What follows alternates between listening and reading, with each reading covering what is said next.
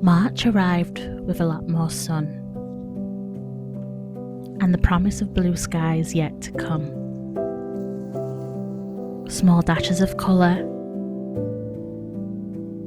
and the little one's laughter, and a whole lot of baking for the days following after.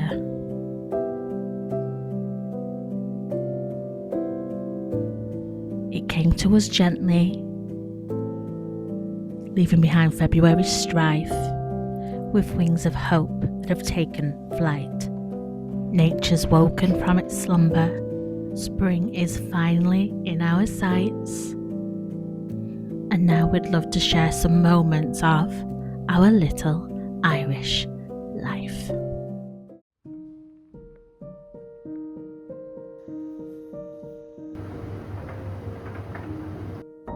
We don't come into the city very often, but when we do, we love to go to the English market. We go there to buy our meats for the month ahead.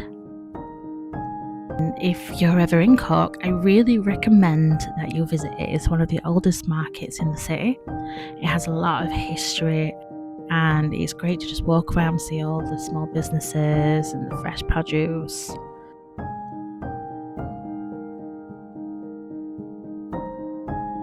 And while we were there, we figured, why not? We'll nip into our favourite restaurant and get a nice cup of tea and something to eat.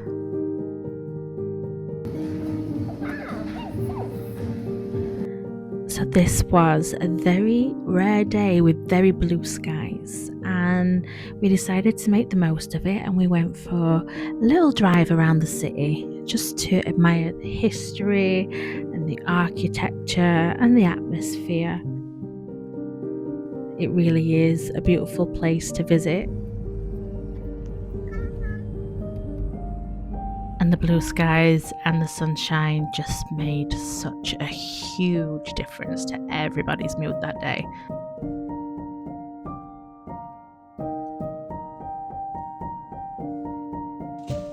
I think it's really important as a mum to a teen and a small baby, and someone who has to manage a chronic illness daily, to be as physically and emotionally and mentally prepared for the weeks ahead as you possibly can be.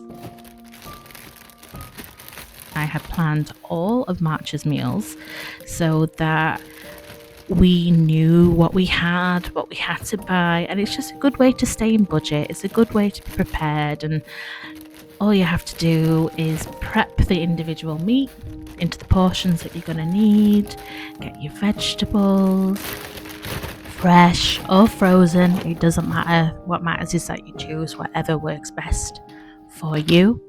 In this situation, I always tend to go for frozen vegetables because I can portion the bags better, and it just saves a lot of time and pain in my hands. In my personal opinion, frozen vegetables can be just as healthy as fresh vegetables, and it just saves me so much time. And then when everything is bagged and dated, we just pop everything into the freezer, and the night before we decide whatever it is that we want, we take it out to defrost, and then we just put it in the slow cooker or the oven. And as easy as that, we have a whole bunch of evening dinners for March.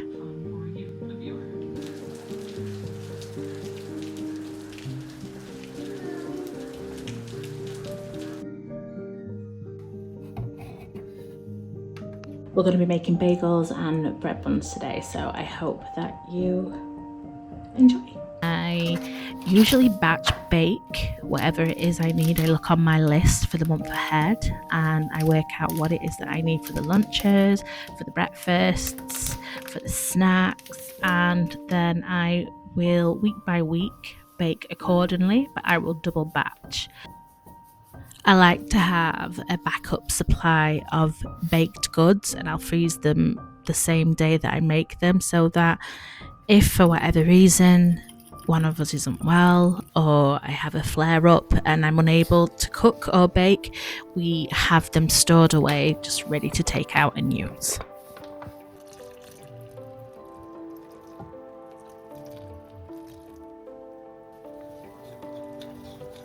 I do apologise about the bad angles, but today it's more about time efficiency than aesthetics. I'm trying to get as far ahead as I can before Fia wakes up from her nap, but I will definitely try to get better angles later.